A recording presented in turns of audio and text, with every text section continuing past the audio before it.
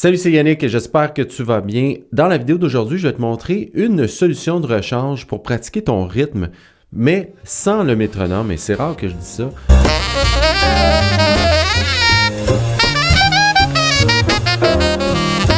Ici, ce que je vais te montrer, c'est comment travailler dans GarageBand. Toutefois, pour utiliser GarageBand, il te faut un iPhone, un iPad ou un Mac. Aujourd'hui, je vais le faire en utilisant le iPhone. Alors, tu vois, c'est hyper simple.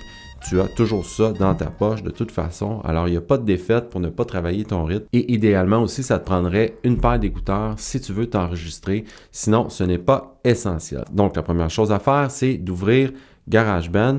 Et là, tu te retrouves sur cet écran-là. Tu ouvres un nouveau projet en faisant le petit plus en haut ici. Et ensuite, tu vas dans plus de son.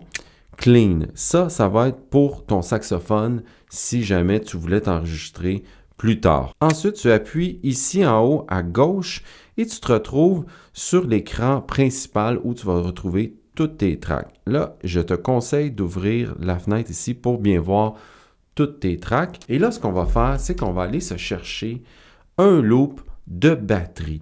Comment on fait ça? C'est super simple. En haut à droite, tu vas voir ici une petite boucle, un loop, OK? Le symbole du loop. Là, tu appuies là-dessus et tu te retrouves sur cette fenêtre où tu as Apple Loops, fichier ou musique. Dans une autre vidéo que j'ai fait, on s'enregistrait avec une backing track. Alors, on est allé chercher notre backing track dans fichier ou dans musique.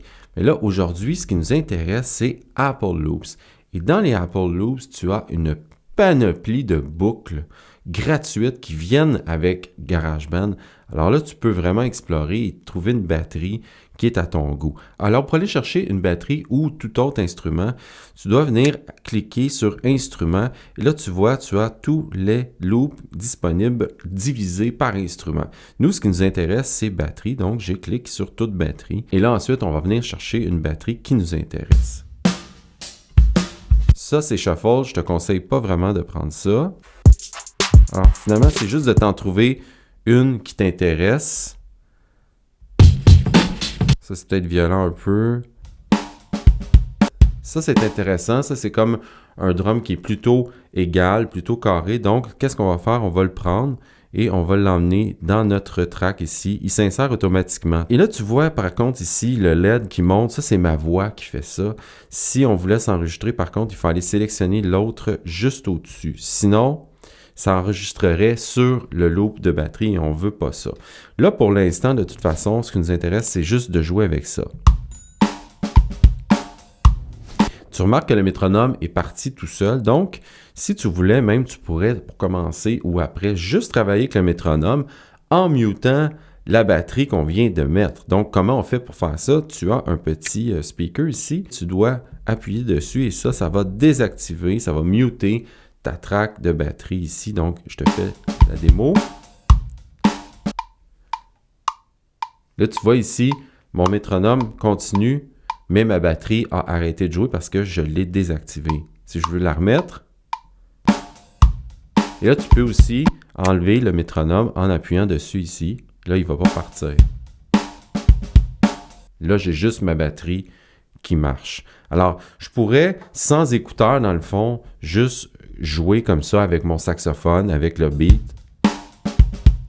Mais admettons que je vais pousser le truc plus loin et je voulais m'enregistrer parce que c'est un excellent exercice de s'enregistrer parce qu'on entend vraiment plus les erreurs qu'on fait. Alors, je te suggère qu'on prenne un petit exercice de rythme que je vais mettre juste ici en bas et je vais le jouer en faisant une erreur par exprès. Alors, je vais faire une mini-erreur très, très subtile que je ne connais pas encore d'ailleurs, mais je vais faire ça et ensuite, on va le réécouter ensemble. C'est là que l'importance de s'enregistrer prend tout son sens parce que on va pouvoir constater qu'on a fait une erreur et la corriger après. Ensuite aussi, si admettons que tu n'es pas super tight, super égal, calé avec la batterie, tu vas très bien l'entendre aussi en revisant, en te réécoutant. Alors ça, c'est vraiment, vraiment très important et très, très utile, très formateur à faire parce que quand on joue, on n'est pas concentré toujours sur l'écoute, mais on est concentré sur ce qu'on joue et des fois, on va perdre un peu le fil et on peut faire des erreurs. Des erreurs peuvent se glisser sans qu'on s'en rende compte, mais là, en s'enregistrant, on peut vraiment, vraiment les discerner pour les corriger par la suite. Je vais donc mettre mes écouteurs pour bien entendre la batterie et mon son de sax. Alors, comment ça fonctionne? C'est que je vais devoir venir ici sur ma track, la sélectionner. Donc, Audio Recorder, ça c'est mon saxophone. C'est celle-ci que je vais prendre pour m'enregistrer. Alors, elle est sélectionnée en gris pâle. Là, maintenant, je vais aller sur le petit micro qui est juste ici.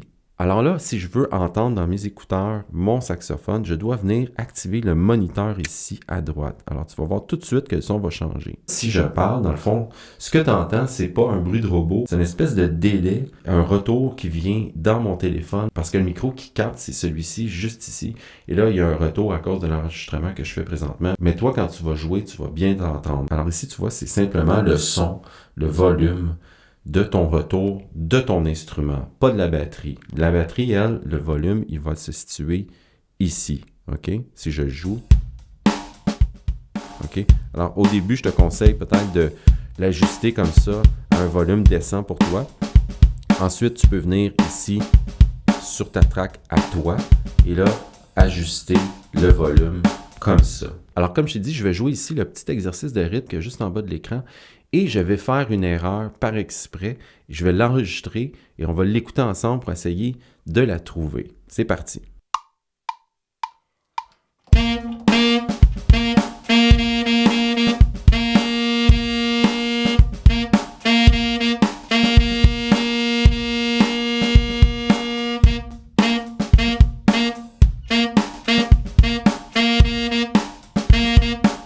Alors, je ne sais pas si tu as pu discerner l'erreur que j'ai faite, la petite erreur que j'ai faite. C'était à la 3e mesure. On va l'écouter ensemble. Remarque bien à la 3e mesure l'erreur que j'ai faite.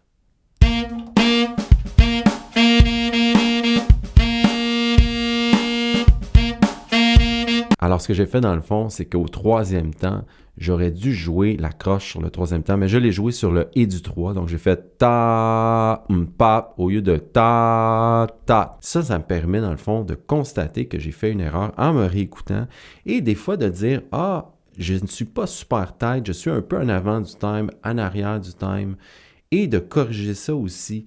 Tu vois, même moi ici, c'est pas parfait, j'aime pas trop ce que j'entends. Si c'était à refaire, je changerais peut-être des petits trucs. Encore une fois, personne n'est parfait, on n'est pas des robots, mais ça te sert à peaufiner ton jeu, à t'améliorer en t'écoutant, en te réécoutant. Et ce n'est qu'une des multiples possibilités que GarageBand peut faire en fait.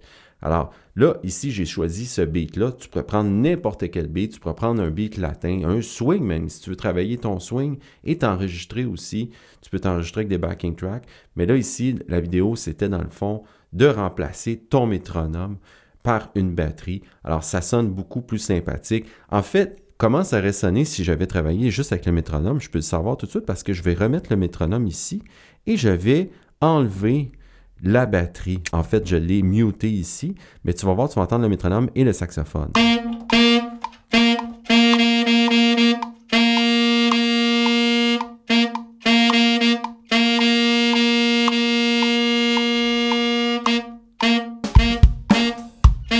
Tu vois, même moi, là, j'étais un peu en arrière du time. Alors, si c'était à refaire, je porterais une attention là-dessus pour que ce soit le plus juste possible, le plus parfait possible. Alors, j'espère que cette vidéo t'a plu et que ça te donne le goût d'essayer de travailler d'une façon différente avec GarageBand. Si tu voulais d'autres contenus comme ceci, je t'invite à aller voir les 2 vidéos que tu vois juste ici.